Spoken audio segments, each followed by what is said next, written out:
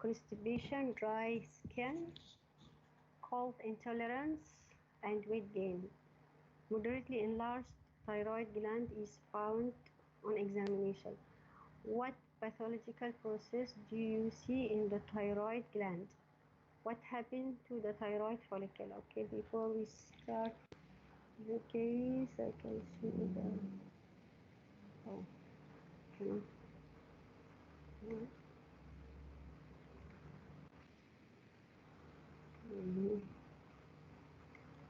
Okay, can you see the screen? Yes. Okay. So as you see, this is the normal adult thyroid. Usually, the normal adult thyroid is weighing 20 to 25 grams. They are small. You cannot feel. I mean, you cannot see your thyroid. Okay, if we can see this one. Doctor, the PowerPoint presentation hasn't opened. Have you opened anything? You haven't seen the screen. I can see the screen, but it's just like the document, but not what you opened. Oh, okay.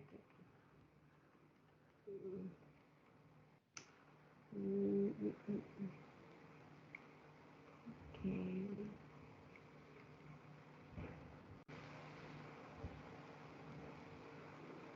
Share.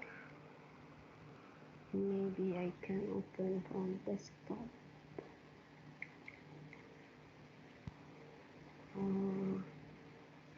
Where is it?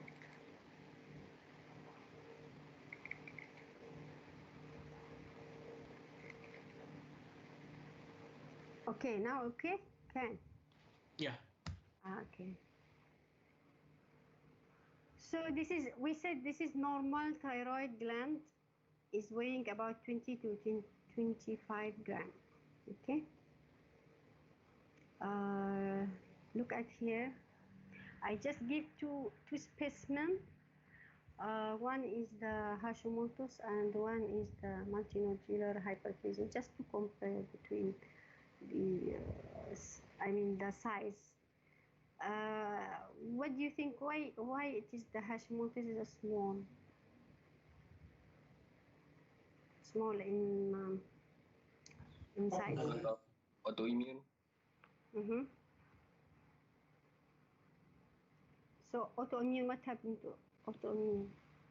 They damage the follicular cells of the thyroid. So in actually sometimes the Hashimoto's, they can appear with the like goiter, and sometimes they shrinkage and of the thyroid, okay, because of the destruction of the thyroid follicle, okay. This one, multinodular hyperplasia, just compare the size. This is enlarged thyroid, this is a small thyroid, okay. That's all. We can see our slides. Which one? I think this one.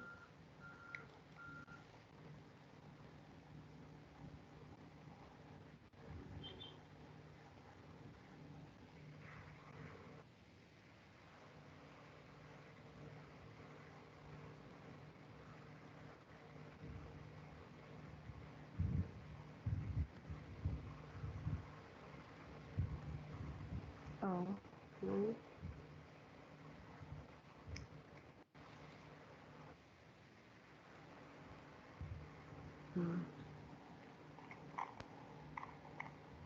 Oh, not this one, sorry.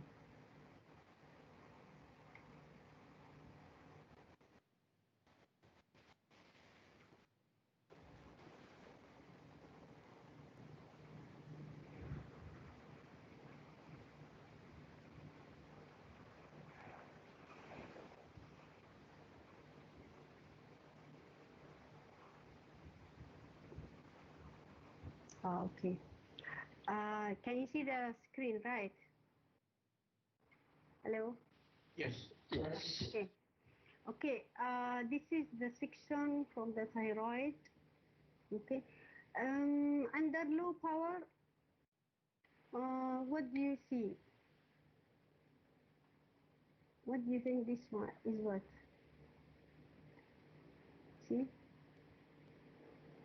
What happened to the thyroid gland? Is it this normal? You can see in the thyroid? No. So what do you think this was? Lymphoid follicles. Yes, lymphoid follicle. Can you remember lymphoid follicle with the germinal center, active germinal center? So do you think in the thyroid, you know in the histology, isn't it? You already have the normal histology of the thyroid, right? Can you see any thyroid follicle inside the normal thyroid? Yes. Yes. In normal thyroid. Yes. Oh, no, no. What's the thyroid follicle? I don't think, because this is abnormal to find this kind of the follicle, lymphoid follicle. This is lymphoid follicle, actually is abnormal inside the thyroid. Okay, we can see here in low power is like some nodule, isn't it? And we can see multiple lymphoid follicle with active germinal center. Active germinal center, we said you can see the lymphoid follicle with the pale center. Pale center means there is inside is a macrophage. See, look at here. All this is a macrophage.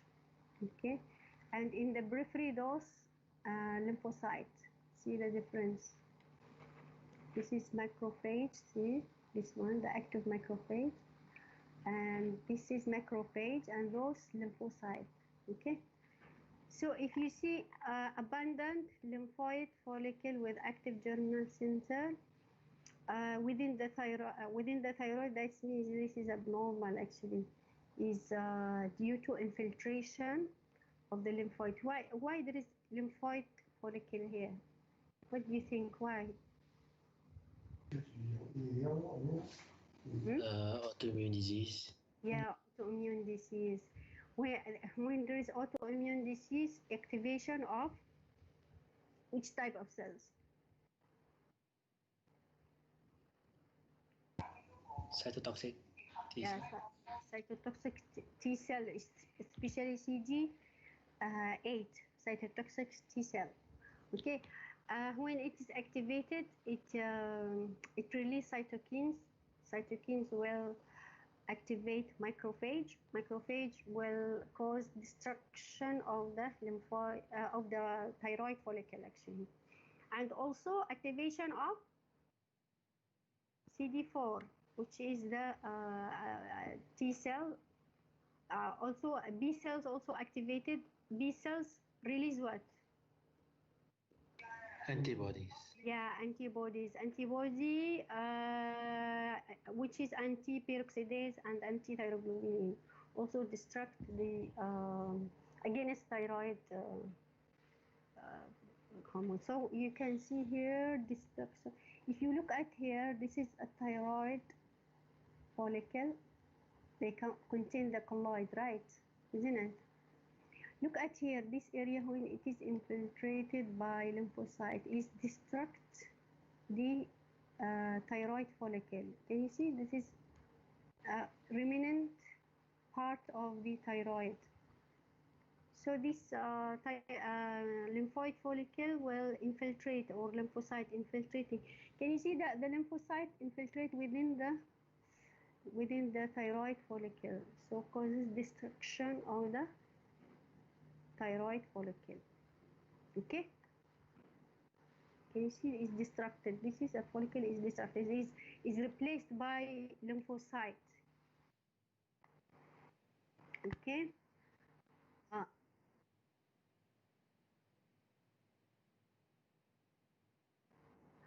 Uh, yeah, in the lymphoid follicle, how we say this active follicle or active germinal center. We can see the macrophage in the, usually macrophage is in the center, and the periphery have the lymphocyte. In the center of the lymphoid follicle, you can see the macrophage. Okay, and dendritic cells. Dendritic cells is part of the macrophage. You can see there. This is a macrophage. This is the big cells. Can you see those?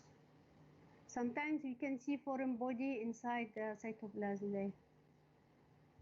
Okay. Okay. Understood. So what else we can see in the? What do you think this case is? What?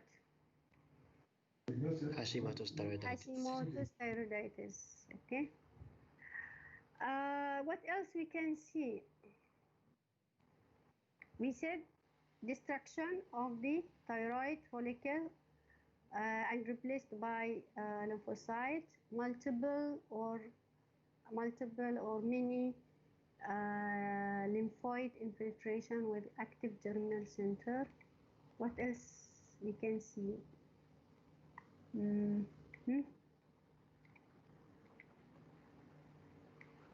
Okay, I will just move to show you. Okay, here.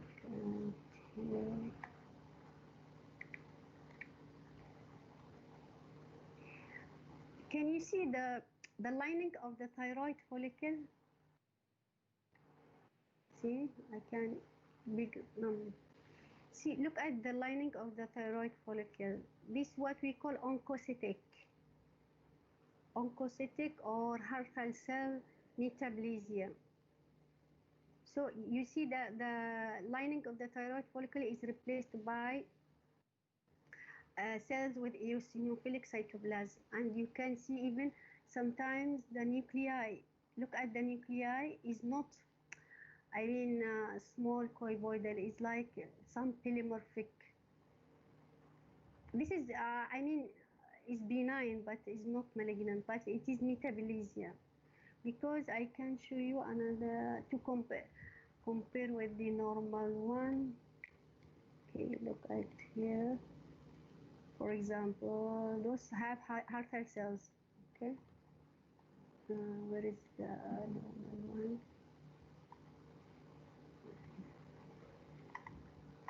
Have you seen the normal thyroid? Hello? In the anatomy. Okay. In normal thyroid, you can see the lining. Look at here. Can you see the lining here? They are small cuboidal epithelium, right? Okay. Can you see the flattened, some of them flattened epithelium, and the nuclei is small, isn't it? Hello? Yes. Okay. If you compare that with this one, with the previous one, that one I showed you, the Hartle cell one. See, look at here. Can you see the difference? See, this is, the nuclei is more bigger, isn't it? And the cytoplasm is more eosinophilic. This is what we call Hartle cell metaplasia. Doctor, what? Half cell? Hartle cell metaplasia. HURTHLA, or oncocytic change. Okay. So the first question, what is the pathological process do you see in the thyroid gland? What happened to the thyroid follicle? So what happened to the thyroid follicle? Destruction. Yeah, destruction of the thyroid follicle is destroyed, and there is inflammation with abundant lymphoid follicle. Right. So second question, describe the change in the thyroid follicle lining. Compare with normal follicular lining. What are the terms used to the change? What is the change in the thyroid follicle?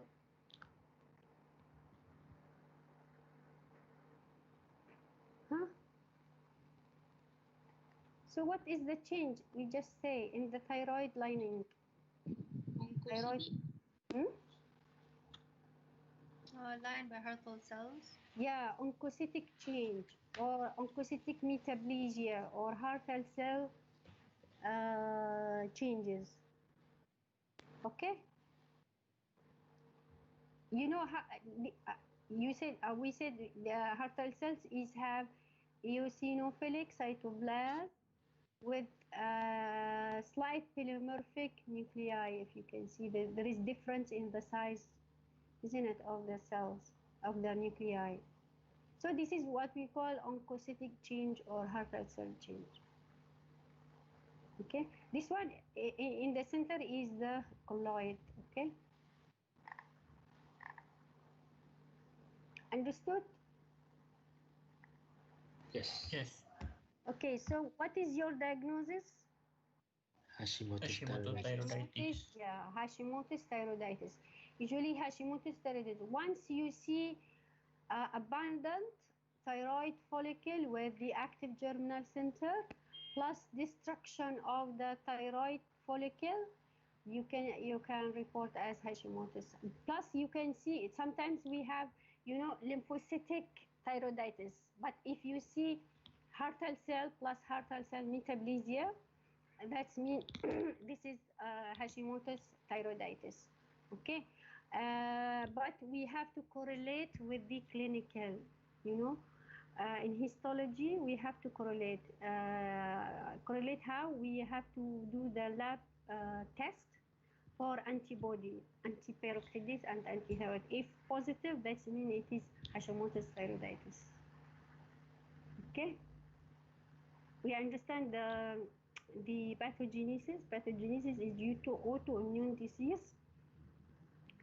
Usually the autoimmune disease is genetic. The patient has genetic predisposition, can get the activation of the CD8 cytotoxic T cells, which is release cytokines, activate macrophage. Macrophage will recruitment and cause destruction of the thyroid follicle, and also they release also interferon gamma, and also the B cell will be activated, and release of the antibody which destruct peroxidase and anti-thyroglobulin. Okay, so the patient usually at first, beginning of the Hashimoto's, the patient have thyrotoxicosis. I mean the thyroid hormone is increased, but after that, a few times the patient will suffering from hypothyroidism because there is destruction of the thyroid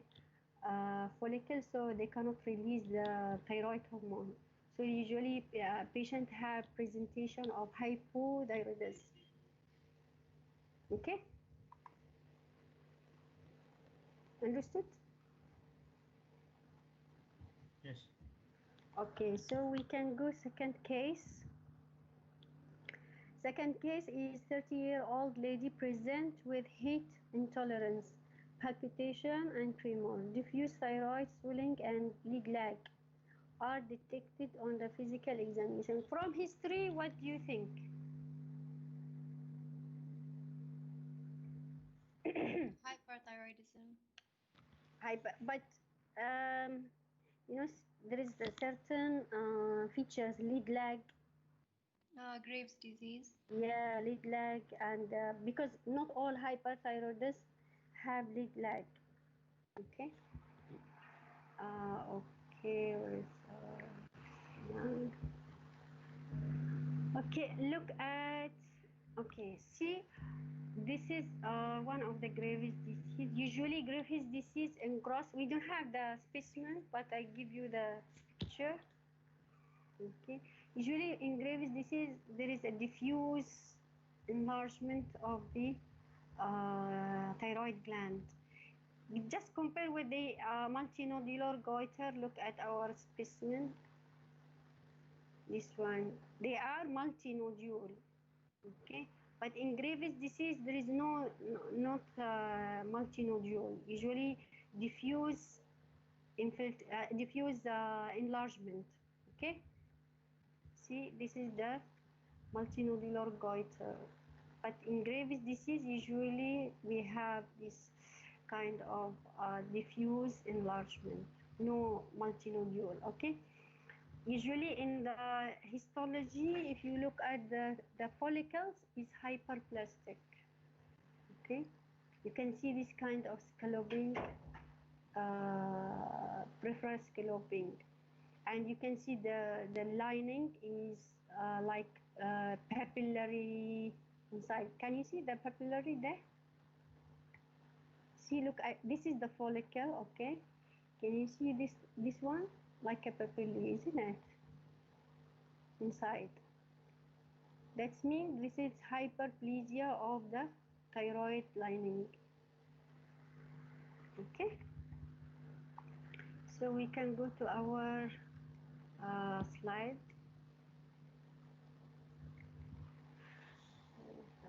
Slide is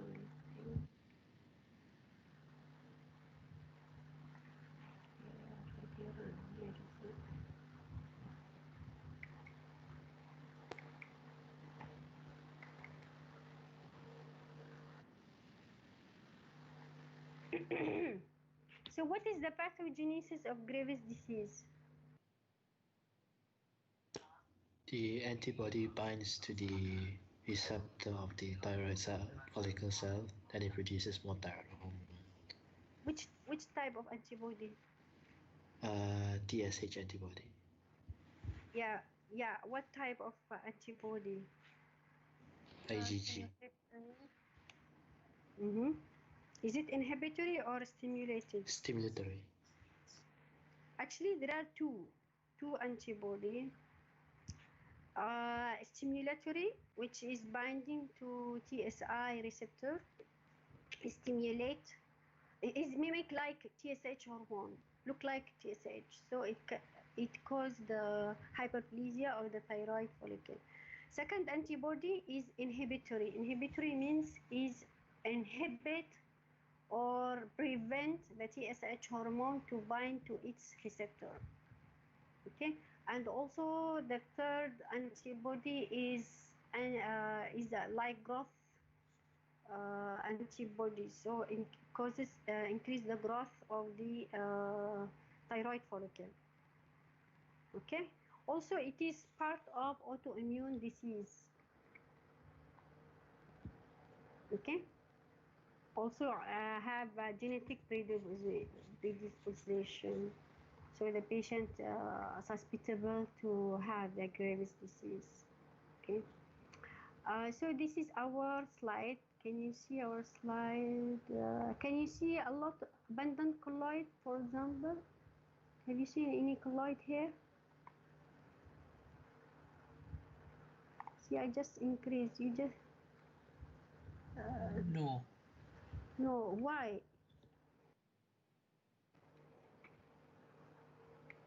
Why? Because the colloid is used up to form thyroid hormone rapidly. Yes, usually is used because of hyperplasia. Can you see the thyroid follicle? How is it? They are hyperplastic. See, if you see the lining, okay, I can show you. This one is one thyroid. Can you see? This is one follicle. Okay, can you see the boundaries of one follicle? Look at the lining. I just look at the arrow. See how is the lining is like a papillae, isn't it? Papillae, papillae. Can you appreciate that? Can you see? Okay, we can increase the. See, they are tall columnar. This only one line. See how they are like a papillae, papillary structure. But if you look at the lining, there is no features, remember, of papillary carcinoma. They are tall columnar, and the nuclei is, is not ground glass, nothing. Because this why is like a papillae, because they are hyperplastic. When there is, we said hyperplasia means what? Increased number of the cells, isn't it? So the cells is become crowding, and they protrude to the lumen. See, this is the lumen. See, no colloid, because it always consumed, because consumed by this hyperplastic epithelium. They always produce the hormones to the blood. So you can see no devoid of the colloid. So if you look at the follicles, they are increased in number actually. See, back to back, the follicles. And the lining is tall columnar. This is a tall columnar. Look at here. You can see also here, this is what we call the scalloping, peripheral scalloping. This is the, the whitish area. Okay, we call this peripheral scalloping. Means the colloid always consumed by the thyroid follicle. Okay, understood? See, occasional colloid got. This is only this colloid, but most of the thyroid follicle already, consume the colloid. So just look at.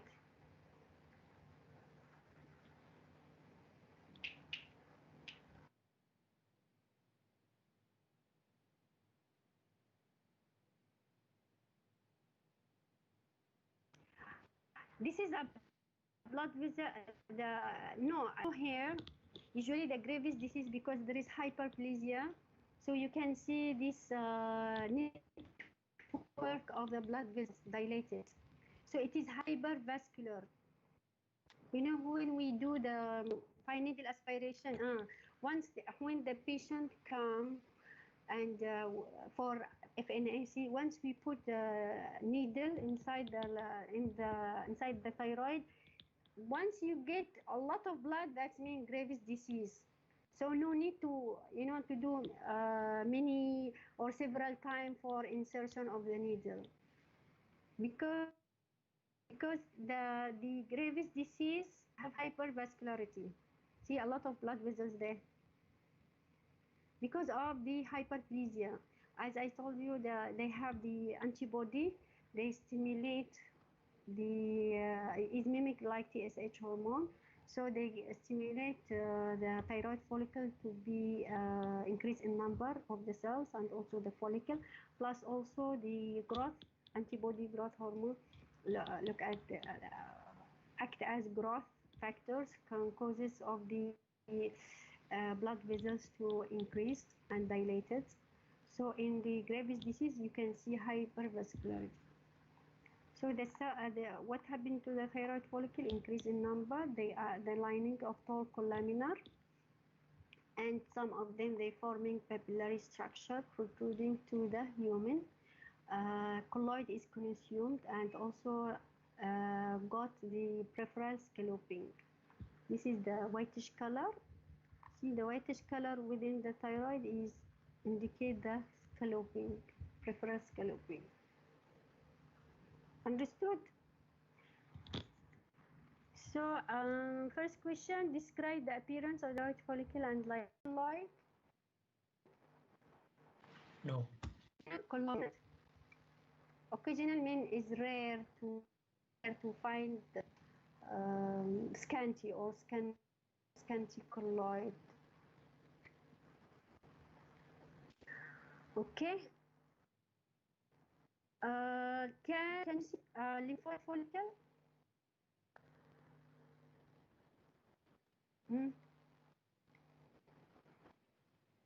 Can you see lymphoid follicle? Can you see? No. It's not abundant. Maybe rare, very rare to find. For me, I cannot see actually.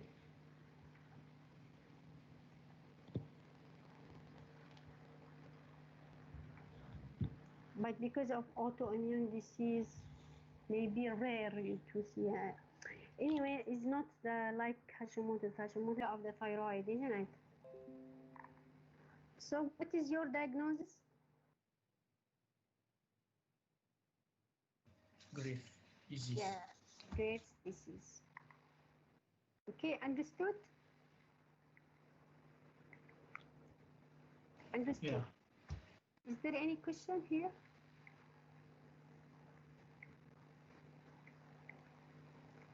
Doctor, what was it again? Scallopy something? Scalloping. Scalloping is due to, you know, the is indicate the follicle is very active, you know, the lining is very active, and they always consume the colloid for producing the thyroid hormone. If you see the scalloping, that's mean very active.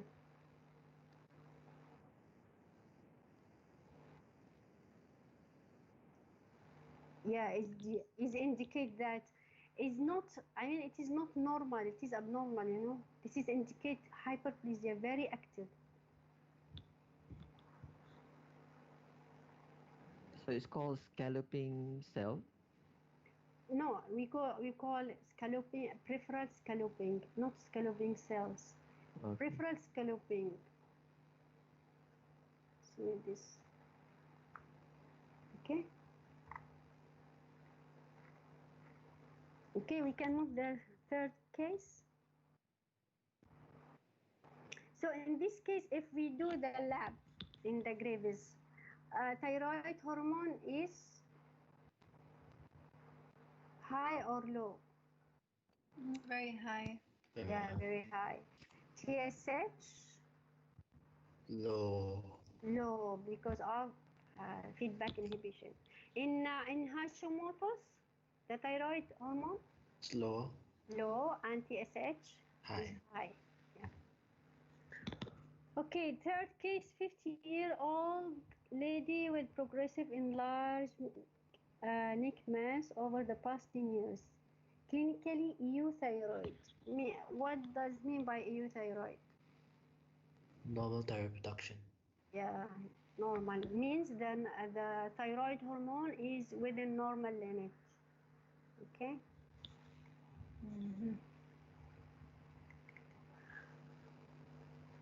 Actually, we have this specimen at lab. This is our specimen. We already have in GPAT. Have you remember? Yes. Can you describe?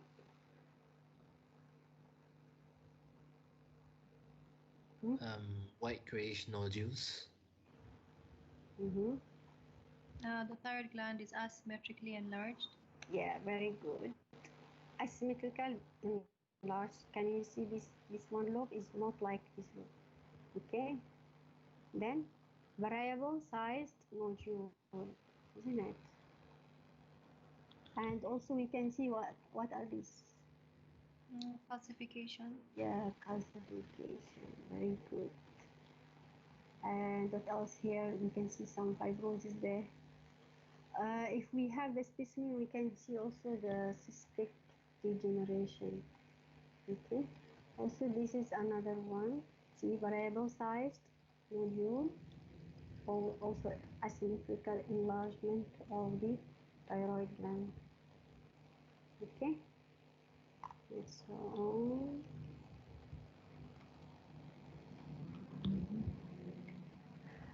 Where is okay. See this one.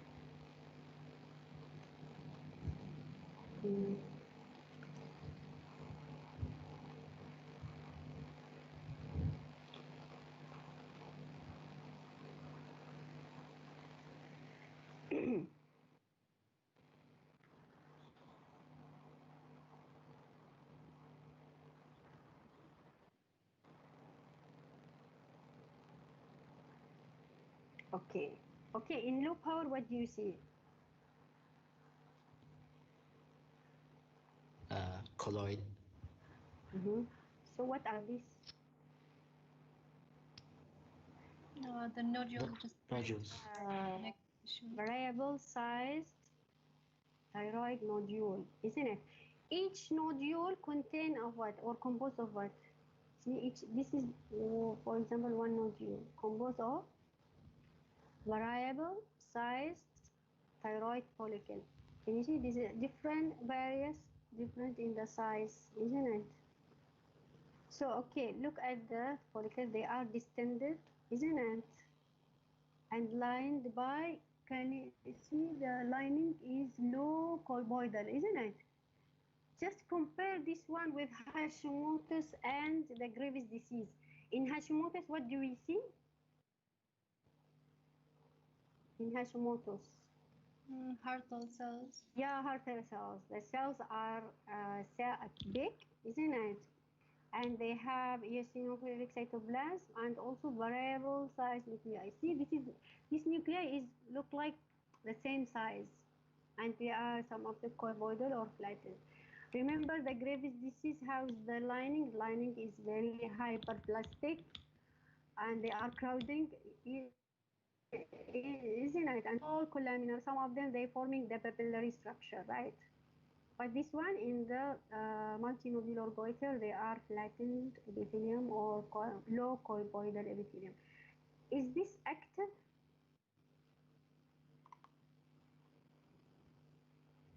It's not. If you compare with Graves, it's not very active, isn't it? Moderately active. We can call active, but not that very active, because some of them they are high. I mean, some of nodule is hyperplastic. You can see, like here, I can show you some area. Remember the whitish area, the solid area in the gross? This one can, this one. This one, this area, do you see this one? The whitish area. Can you see the screen of gross? Yes. The whitish area, this one, is different from the others, isn't it? The others, they have this colloid, which is the brownish color. This one is whitish, isn't it? Why it is whitish?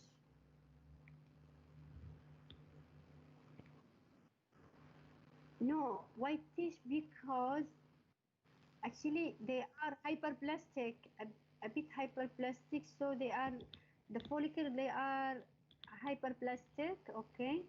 And they, this is the area, and they are closely back to each other, so you cannot see a lot of colloid.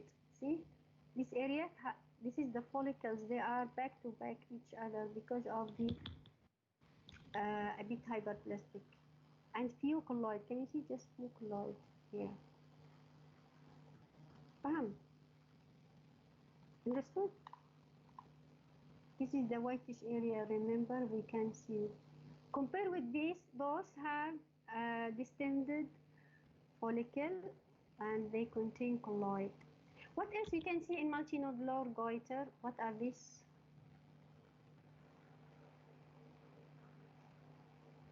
What are these? Hemorrhage. Yeah, this is hemorrhage. Okay, what else we can see?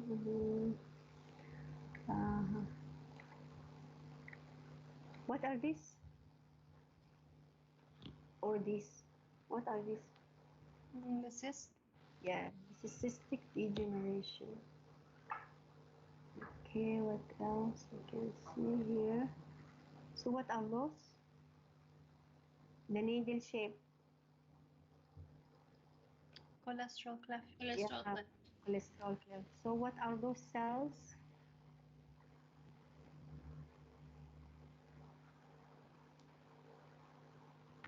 Foam cells. Yeah, foam cells. Very good. This is foam cell. What else we can see? This is what? What is here? What are these? Fibrosis. Yeah, very good. Fibrosis. What else we can see?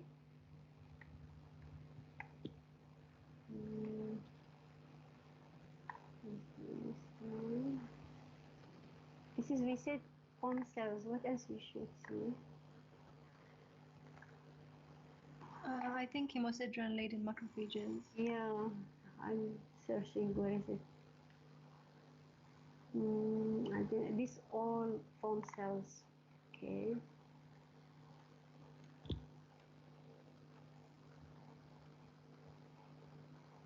What are these? Calcification. Yeah, calcification. Very good. So those, the brownish color, I think maybe this is the hemosiderin-laden macrophage. Okay.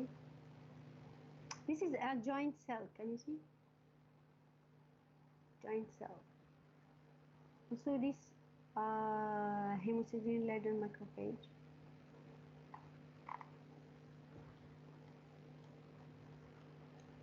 Okay. So what do you see in the in microscopic? How to describe? Large follicle distended with colloid. Some area is hyperplastic area. We can see the degenerative changes like cyst, isn't it? Hemorrhage, we can see, isn't it? Form cells, collection of form cells, cholesterol cleft, fibrosis, isn't it? Hemosiderin-laden macrophage, calcification. So this is in the multinodular goiter. Okay, what is this process we call?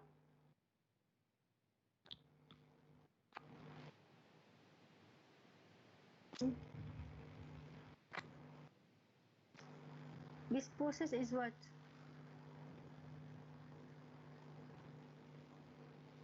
Hello?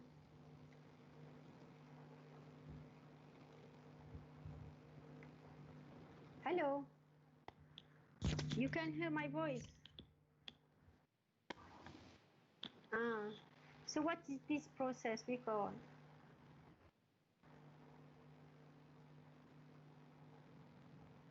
Nodular hyperplasia. So what is your diagnosis is multinodular goiter. Okay, understood? Yeah. Any question? Doctor, I have a question. Yes. What causes the cysts? What caused the cyst? Yeah, that's my question. Yeah, sometimes there is, even why there is cholesterol cleft also is not known in the multinodular goiter. Sometimes they just the cavity is formed with the lining. This, see, this is the lining. Should be there is lining. So they forming cyst containing fluid. Okay. But why there is exact process why it is formed is not known till now.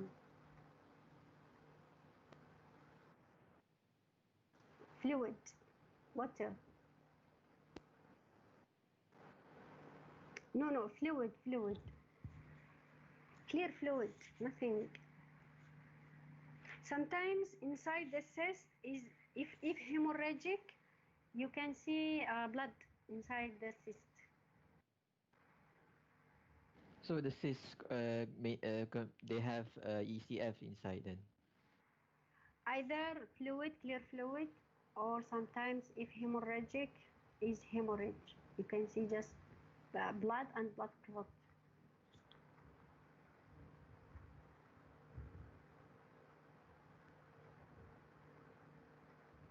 Okay. Any question?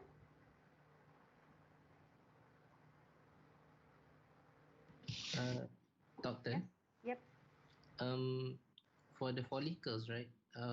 What causes them to be in variation of sizes? Because some of them responds early than the others to the TSH hormone. I see. Thank you, doctor. Because in multinodular goiter, mostly due to the iodine deficiency, the pathogenesis, iodine deficiency, When there is iodine deficiency, is decrease of the thyroid hormone. So this lead to the positive feedback for the pituitary, so the release of the TSH hormone. So some of the follicle respond earlier than the others. So where you can see variable sized of the follicles and nodularity. Okay, so when there is TSH hormone, I mean there is hyperplasia, so the cells will produce the thyroid hormone. So it's what we call the patient become euthyroid. So the thyroid hormone back to the normal. So in multinodular goiter, you can see the thyroid hormone within normal level. Okay.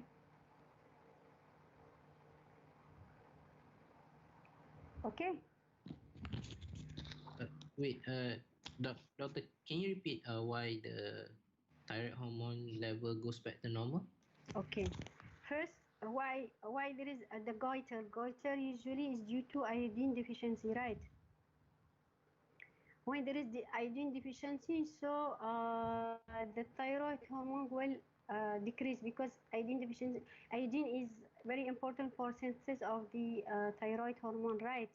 When there is decrease of the thyroid hormone, it lead to the positive feedback. I mean, it stimulate the pituitary gland to release TSH hormone. So the TSH hormone will stimulate the thyroid follicle to be hyperplasia and to synthesis more thyroid hormone, isn't it? So when there is hyperplasia, I mean when is more, then the production of the thyroid hormone will increase, and then the thyroid hormone back to the normal. Okay, but why it is variable size and shape? Because some of the follicle are response earlier than the others, so you can see variable size and shape, and also in the nodularity. Doctor, Mm-hmm. how come more thyroid hormone will be produced and yet we still have an iodine deficiency? Yeah, because it is when yeah, it is iodine deficiency, but not that like Hashimoto's destruction of the thyroid. Still we have, but when there is iodine deficiency, I mean, is not no. I mean thyroid hormone. Ada, there is in the colloid actually, and when there is more stimulation to the thyroid, it can produce more thyroid hormones, so it make it within normal. Okay.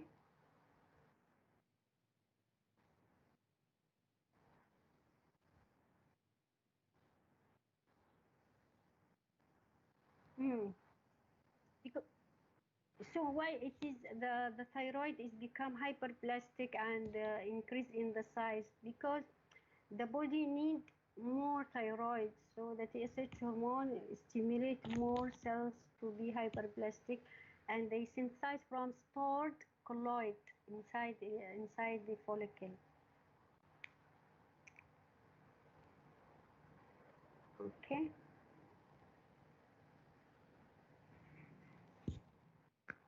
Understood? Meaning the hyperplastic cells are what makes up the iodine deficiency, so that they'll be able to produce more Yeah. other hormones.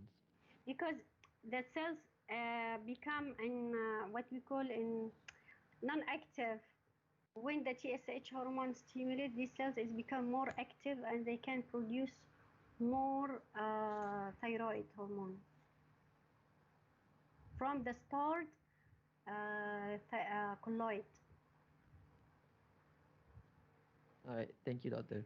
Okay, but not like Graves' disease. Graves' disease is very active, and they consume most of the colloid.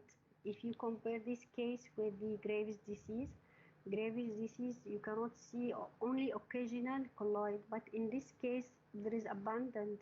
See, Look at here, a lot of colloid there, stored colloid. So the thyroid gland is still able to produce the thyroid hormone.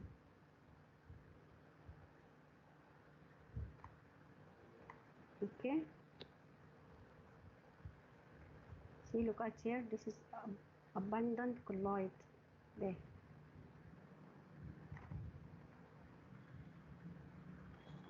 Okay, any question? Any question? So we can move to the fourth case. Fourth case is 35-year-old male present with right neck swelling that move with on swallowing, clinically euthyroid. Euthyroid, we said that there is normal level of thyroid hormone, isn't it? Okay, before this one. Okay, look at here. Okay, this is the gross. What do you see in the gross here? Papillary structures. Yeah, can you see those? This is our specimen. We have specimen at campus.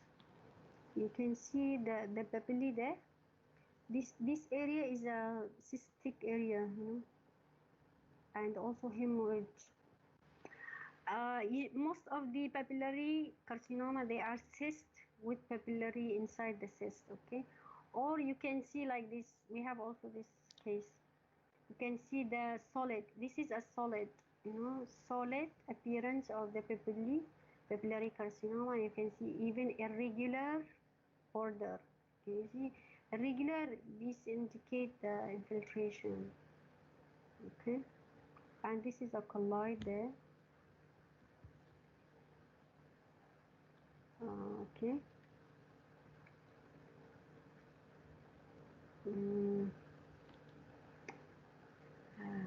Where is it? Okay. Okay, in low power, what do you see?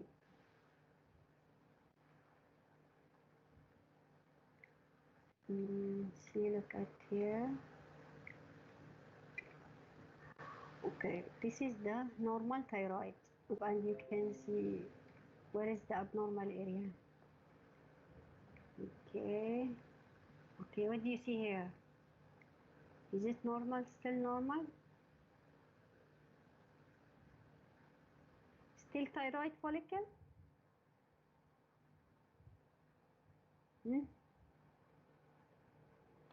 It's still thyroid follicle, but abnormal. Do you think this is thyroid follicle? Look at here, this is a papillary structure. Can you see the papillae? Those papillae, this is not thyroid follicle at all. Can you see the papillae there? Regular, it's like finger process, isn't it? Put your finger like that, it looks like the finger-like process, isn't it? No, the center is fibrovascular core. Can you see the blood vessels there and the connective tissue?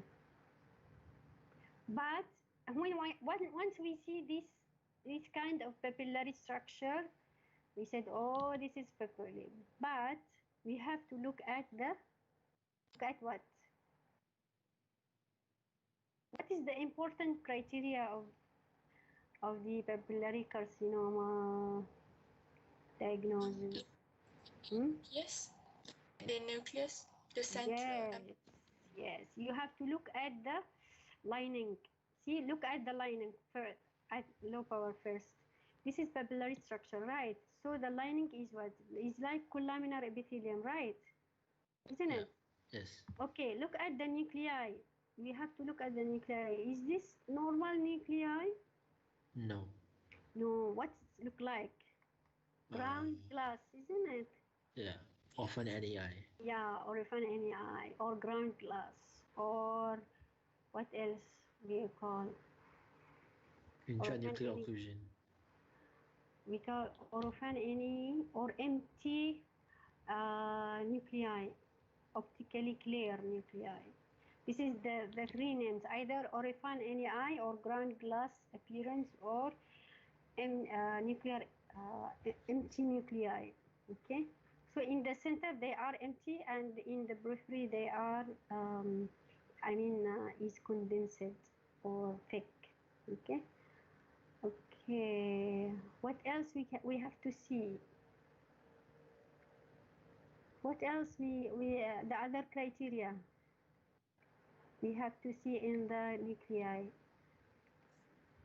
First, look at the groove. okay, groove. Look at the nuclei. It look like coffee bean, isn't it? Look at, they are like folding, isn't it? Okay, I can show you other areas. Okay, let me just move.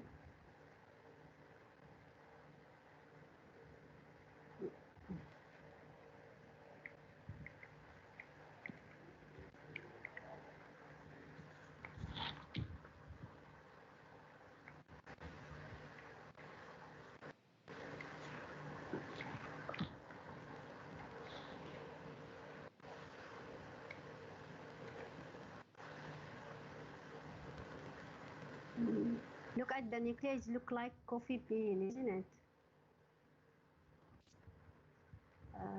We have to see we have to move and see where is the other features. Okay, actually I already